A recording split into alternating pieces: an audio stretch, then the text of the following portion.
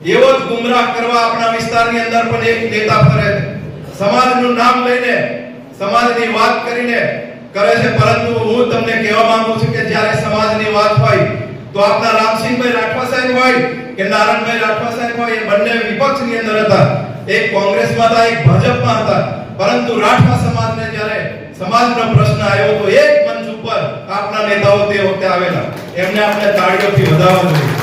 એટલે એવા બહારથી કોઈ આવેલા નેતા આ સમાજને ગુમરાહ કરવા માટે, આ જિલ્લાને ગુમરાહ કરવા માટે આવતા હોય તો એમને આપણે કહેવાનું છે કે રાઠવા સમાજનો જે 4/8/22 નો પરિપત્ર થયો હતો, એ 4/8/22 ના પરિપત્રનો એ જે ધારાસભ્ય છે ચૈતર વસાવા, જેને આપણા નેતાઓ છેતર વસાવા કહે છે, એને આપણે પૂછવા માંગીએ છીએ કે તમે 4/8/22 ના પરિપત્રને સમર્થન કરો છો કે કેમ? જો તમે સમર્થન કરતા હોય તો તમે છોટાઉદેપુર જિલ્લાની અંદર પગ મૂકજો, નહીં તો આ રાઠવા સમાજ તમારો ખુલીને વિરોધ કરશે, મારા કાર્યકર્તા તમારો વિરોધ કરશે.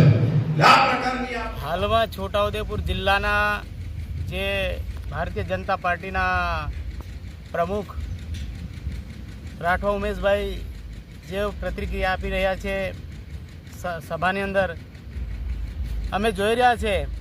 ખરેખર જે ઉમેશભાઈ રાઠવા છોટાઉદેપુર જિલ્લાના પ્રમુખ સાહેબ જે દેડિયાપાડાના ધારાસભ્ય ચૈતરભાઈ વસાવાના વિરુદ્ધમાં વલણો આપી રહ્યા છે, એમને અમે પૂછવા માંગીએ છીએ કે ચૈતરભાઈએ શું ખોટું કર્યું છે?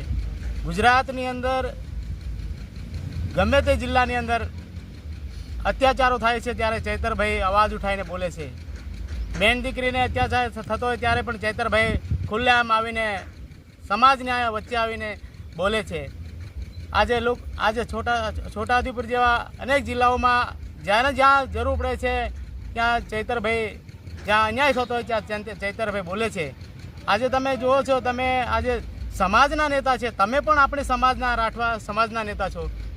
એ કંઈ બહારથી આવેલા એવું બોલ્યા એટલે કંઈ વિદેશથી કે અમેરિકાથી કે આફ્રિકાથી આવેલા નથી.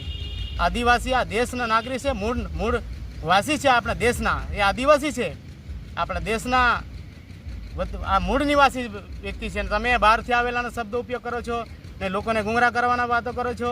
તો આ ચૈતરભાઈ જ્યારે ગુજરાતની અંદર ગમે ત્યાં અન્યાય થાય ત્યાં ઉભા છે અને એનો નિકાલ લાવે છે.